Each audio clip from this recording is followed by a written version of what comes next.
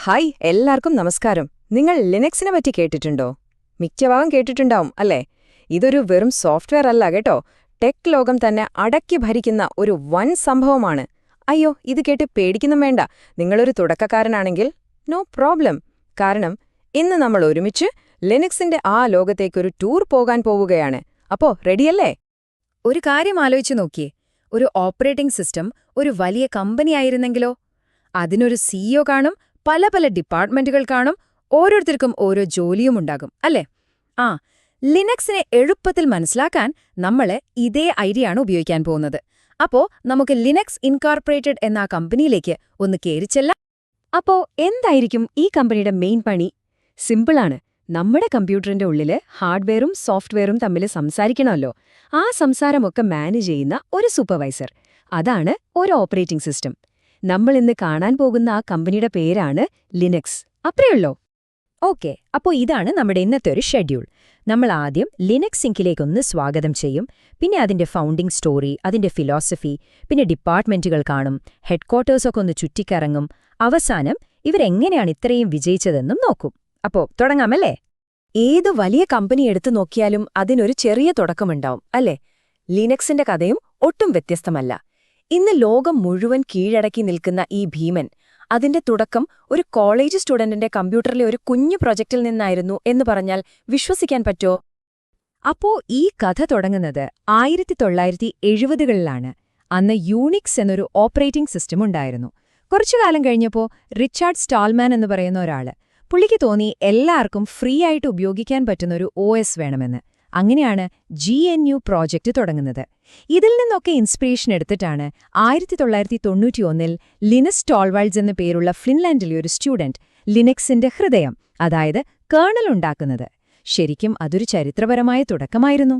ഏതൊരു സക്സസ്ഫുൾ കമ്പനിക്കും അവരുടേതായ ഒരു കൾച്ചർ ഉണ്ടാകും അല്ലേ? ഒരു പ്രവർത്തന ശൈലി. അപ്പോ ഈ ലിനക്സ് സിങ്കിന്റെ വിജയത്തിന് പിന്നിലെ രഹസ്യമെന്തായിരിക്കും? അവരെ മുന്നോട്ട് കൊണ്ടുപോകുന്ന ആ കോർ വാല്യൂസ് എന്തൊക്കെയാണെന്ന് നമുക്കൊന്ന് നോക്കാം.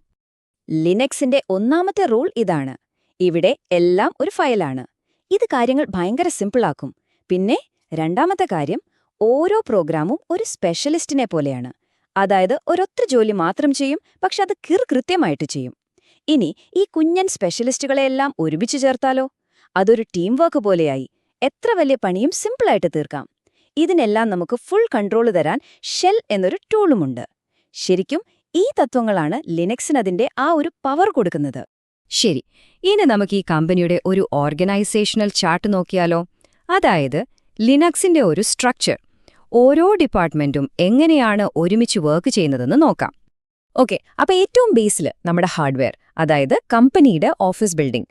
അതിന്റെ മുകളില് ഇതിനെയെല്ലാം നിയന്ത്രിക്കുന്ന കേർണൽ, നമ്മുടെ സിഇഒ. പിന്നെ നമ്മള് യൂസേഴ്സ്. നമ്മൾ ഈ സിഇഒയോട് സംസാരിക്കുന്നത് ഷെൽ വഴിയാണ്. നമ്മുടെ പണിയൊക്കെ എളുപ്പമാക്കാൻ കുറെ സിസ്റ്റം യൂട്ടിലിറ്റീസ് എന്ന ടൂൾസുമുണ്ട്. കണ്ടില്ലേ എത്ര സിമ്പിളാണ് ഈ കമ്പനിയുടെ വർക്കിംഗ്? അപ്പോ ഈ കേർണൽ എന്ന് പറഞ്ഞാൽ ആരാണ്?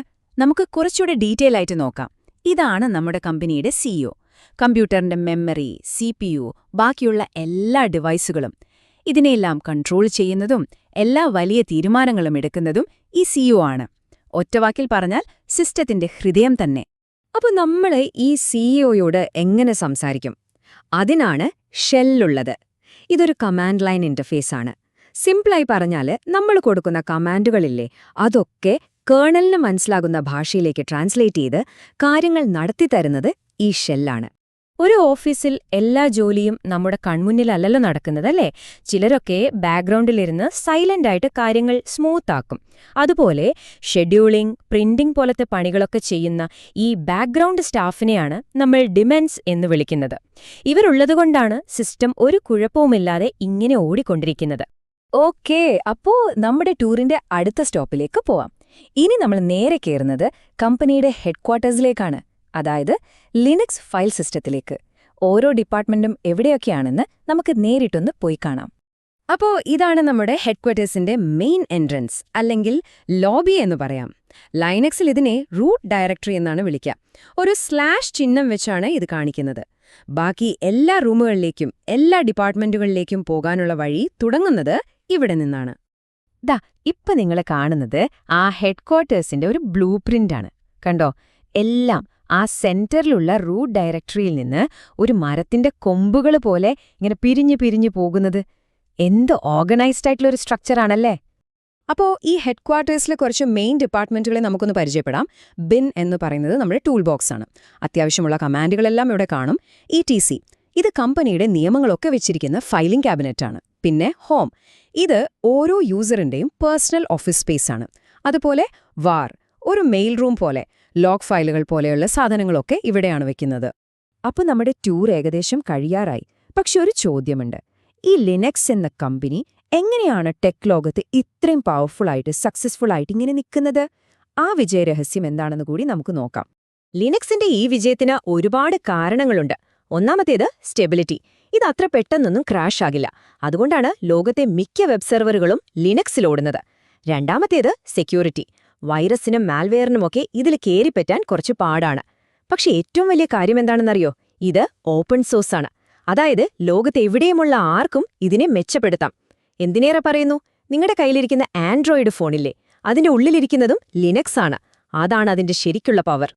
അപ്പോ ലിനക്സ് എന്ന ഈ വലിയ ലോകത്തിന്റെ ഒരു ബ്ലൂ പ്രിന്റ് ഇപ്പൊ നിങ്ങളുടെ കയ്യിലുണ്ട്. ഇനി നിങ്ങളുടെ ടേണാണ്. ഇത്രയും പവർഫുള്ളായ ഈ അടിത്തറ വെച്ച് നിങ്ങൾ എന്ത് പുതിയ കാര്യങ്ങളായിരിക്കും നിർമ്മിക്കാൻ പോകുന്നത്? നിങ്ങളുടെ ലിനക്സ് യാത്ര ഇവിടെ തുടങ്ങട്ടെ.